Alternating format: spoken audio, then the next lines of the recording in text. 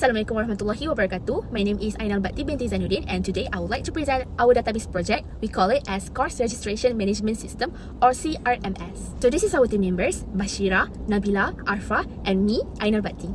Why we choose CRMS as our topic? As you can see today, in today's academic setting, course registration is one of the most important but also problematic process. Many institutions still use manual or basic tools for course registration, which often leads to errors, delays, and frustration, especially as student number grows. CRMS solves this by offering an automated online system that lets students register easily, detects schedule clashes, checks prerequisites, and improve communications between students, lecturers, and admins. It also helps save time, ensure accuracy, and supports the digital transformation of academic institution. So this is our problem statements, which is we have manual entry errors, technique lack of real-time updates, limited accessibility, and also inefficient communication. So who is our target user? So our target user is student, lecturers, and also admin. So what student can do? They can register for course, they can view schedule, and check the prerequisite. And for the lecturers, they can manage course content, they can monitor student enrollment. And for the last one is administrator, they can maintain academic data, they can oversee course structures, and also they can generate institutional reports. This is our ERD, which is entity relationship diagram, and also our business rule. So there are 9 business rules that we created, which is department and the lecturer, department and faculty, lecturer and workload, workload and course, which is the bridge is workload course. Number 5, course and registration, which is the bridge is course list. Number 6 is registration and student. Number 7, program and faculty. Number 8, program and workload course. And lastly, program and student. Hi, Assalamualaikum. I'm Bashira. Now I'm going to talk about data dictionary. Now let's look into data dictionary slides, which defines the structure of our database tables. First, we have the faculty and program tables. Each faculty can offer multiple programs, but each program only belongs to one faculty. Next is the department table, which is linked to the lecturer table. A department can have many lecturers working under it, but each lecturer is assigned to only one department. This table helps organize an academic structure clearly from faculties down to departments and the lecturers in charge. Moving on to the next set of tables, the student table holds student information such as name, ID, and the program they are enrolled in. The course table stores course details like course ID, name, and type, such as core or elective. To track student enrollment, we use the registration table, which is linked to course list. Course lists act as a bridge showing which courses are registered under each registration record. This setup allows the system efficiently manage course registration records while linking students to their selected subjects. Here we have the workload and workload cost tables. The workload table represents the teaching responsibility of a lecturer during a semester. For example, how many courses they are assigned. Then we have the workload cost table, which bridge the workload to specific courses. It connects a lecturer's workload to the course they teach and also tie each course to a specific program. The structure ensures that we can track not just what a lecturer is teaching, but also which program and semester it falls under. Now we move on to the data definition language, or DDL.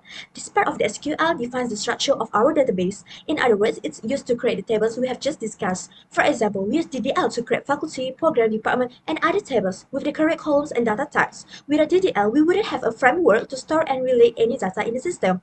It's the foundation that makes the entire course registration system functional and organized. Now let's get into about our table.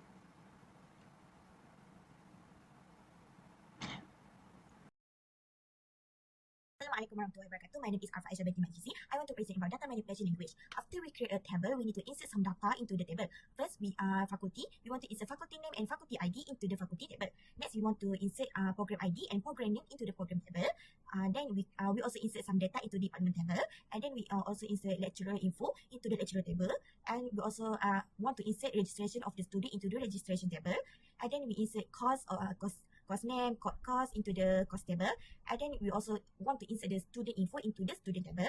And then we want to insert some data also into the workload course and workload table. And then we also want to insert some data into the course list, for example, grade and course name, course code. Okay, after that we want to delete and update some data into the statement. We want to make some new data. For example, we want to update student info like student name and student ID, which is 2001. And then we want to update workload course. For example, we want to reassign a course to one lecturer to another lecturer, which is course BITP 1123. And then we also want to update about the lecturer. For example, her phone number. And then we want to delete the course list which is outdated. For example, registration ID is 5, the ATP 1323. Then we want to update course code and workload ID, which is 3002, which is no longer assigned to the lecturer. And then we want to delete a lecturer which is not reassigned to that course. And then after that, we display the new table after delete and update same the data, which is the table with the course, the table with the course list, department table, faculty table that include the faculty ID and faculty name, lecturer table which is have lecturer ID and lecturer name and others, and program table. We also have registration table after the delete or update some data, and student table after remove some data or others, workload list, and we have also have workload table of new workload table. Okay, that's all from me. Thank you. Okay, Assalamualaikum. My name is Noelia Nabila binti Husni, and today I'm gonna present to you about SQL DML, relational algebra, and selection and projection statement, which is the question asks to display all student names and email in program ID 111. For relational algebra, we use lambda student name, email address, and then we select program ID equal 111 from student. And then the output is as you can see. For this question, this filter courses table to only show rows where the course type is for. And for second slide, which is same SQL DML relational algebra and but different topic, which is select aggregation and grouping statement. For this question, for the first question asks us to display number of students in each program, which is the RAPR double quote total student program ID. Then we use count star student. For this question, the query counts how many students are in each academic program using by group by.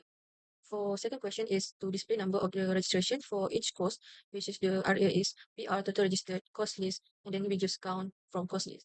And this, as you can see, this is the output, which is the output is appeared course code and total registered. And then for the second slide, I will explain to you about select join and statement, which is the question asks us to display student with the courses they registered. For the RA, we use lambda, s dot student name, c dot course name, and then we join, and then we select s dot student ID equal to r dot student ID, and from registration table, and then we join again, and then we select the r dot registration ID equal to cl dot registration ID from course list from the main table student. As you can see, this is the output.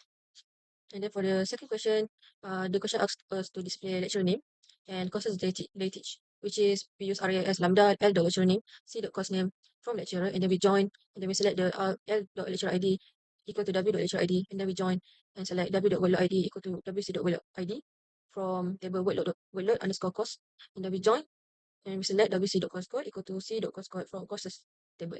As you can see, this is the output. And for the last, I will explain to you about select set and nested query statement. For this mission, the question asks to display lecturers from department 001 and teachers with ITP 1123. Okay, this is as you can see, the output is Dr. Alpha Aisha. And then for the last question, we need to display student and total co-registered, which is we need to select S dot student name and select count star from the registration R, join course list CR and on R dot register ID equal to CR dot registration ID, where R dot student ID equal to S dot student ID as total course from student S. And that's the output.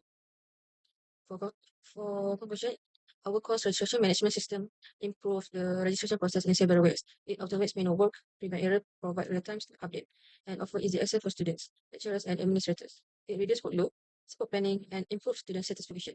Our system contributes to the digital transformation goal of any academic institution. That's all from me. Thank you.